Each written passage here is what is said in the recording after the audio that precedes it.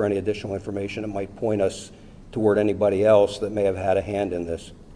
Sir, at this point, what is the main focus of the investigation? What's the most important thing for you right now, a few hours? Well, there's not any one single focus. I mean, certainly the immediate focus was life safety, getting the former president out of there and to care, getting care to the other victims, and trying to secure the scene as quickly as possible.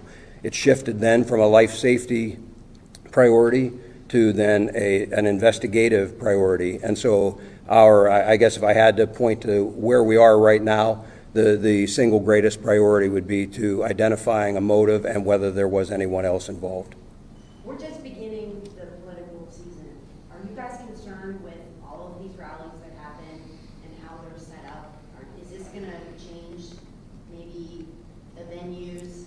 Again, I would refer you to the Secret Service in terms of what they work out with the campaigns. We will continue to supply resources, as I'm sure the FBI will, and local partners as well. When this was announced, it was, there was quite a few days of a heads up that people were getting ready to come to this Trump rally. From a law enforcement perspective, when you announce a big event like this, all that time in advance, like a week out, does it give people more time to plan something like this? Well, I suppose, but there's a balance, I would think, that any of the campaigns on either side try to weigh. I mean, the point of them announcing it, I suspect, is because they want the crowd.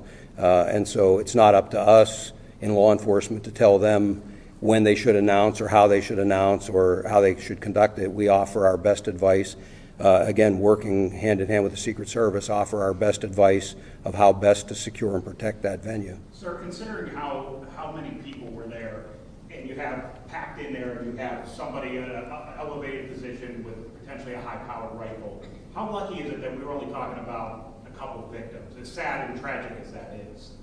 Well, we're certainly grateful that we don't have even more victims. And again, in terms of how this could have occurred, that will be part of this after-action report and an investigation that occurs so that we can hopefully ensure that something like this doesn't happen again. Has an autopsy been conducted yet, or is it scheduled?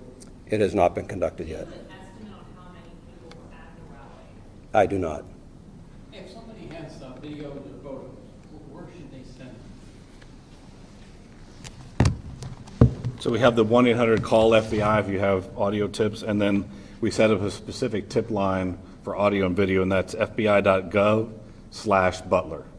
And they should send you just like any video? Like Anything that anyone has that is related to this incident that they think may be of assistance investigatively, we'll take anything and we'll analyze it and we'll make the determination if it's of investigative value.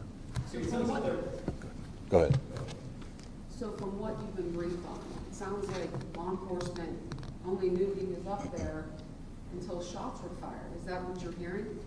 So that is the assessment at this time. So are you surprised that a sniper was able to fire off a handful of shots at the former president? I mean, Again, we're still working through the security apparatus that the Secret Service had in place, what potentially happened. There's going to be a long investigation into exactly what took place and how the individual was able to get access to the location, what type of weapon he had. All that it is really days, weeks, and months of investigation. he was able to get off like 4 or 5 shots.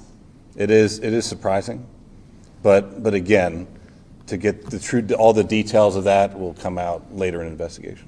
Going back to the perimeter of this building, I think it's going to be really difficult for people to understand that this building with a very high vantage point, some 100 meters away from where this is happening, isn't part of that perimeter.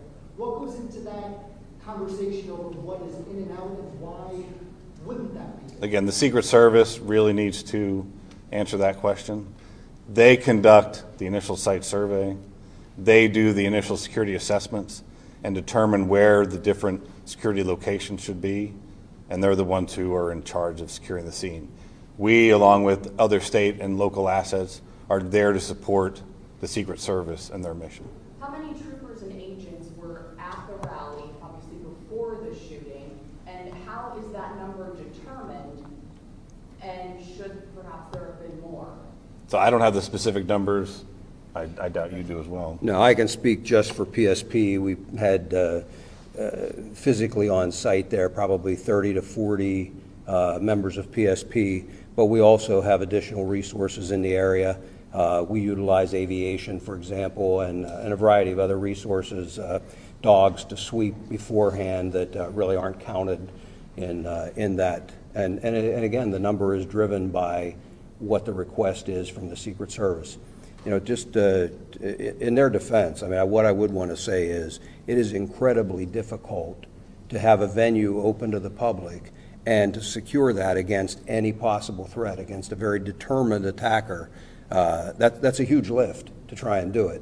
And, you know, again, the investigation will really give us an opportunity to take a look at where any failures occurred and what can be done better in the future. Lieutenant Colonel Bivens, do you know when another briefing might be held?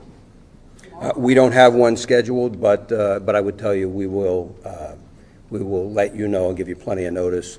Certainly, as soon as additional things develop that would be noteworthy or of interest to you, we'll get that scheduled and have another with you. Locally, what can residents, businesses expect to happen with the investigation over the next couple of days? Like, what's going to be going on there that people need? Well, again, the interviews will all be occurring, and so they may see law enforcement in their communities.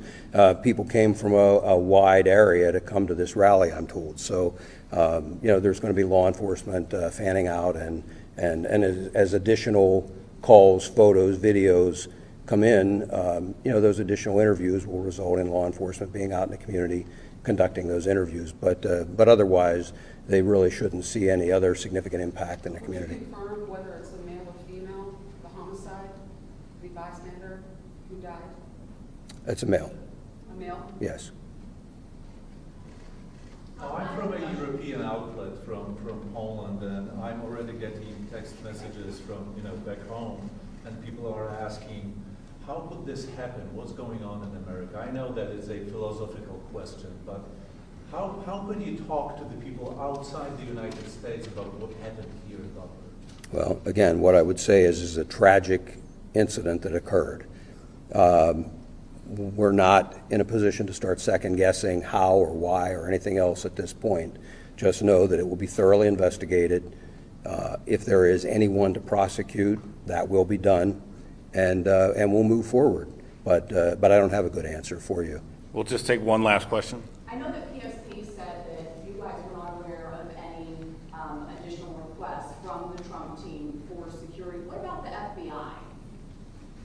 Was there an additional request for additional security from the Trump team, and was that denied in any way, shape, or form? No. No, there was no additional request for security that was ever denied by the FBI. What does the FBI do in these events? Like, what is your rule? So we showed up after the fact. We were monitoring the event, but it was once the incident occurred that we come and we take the primary jurisdiction for the investigation. Thank you. We'll, as we have additional information, we'll provide it. Thank you.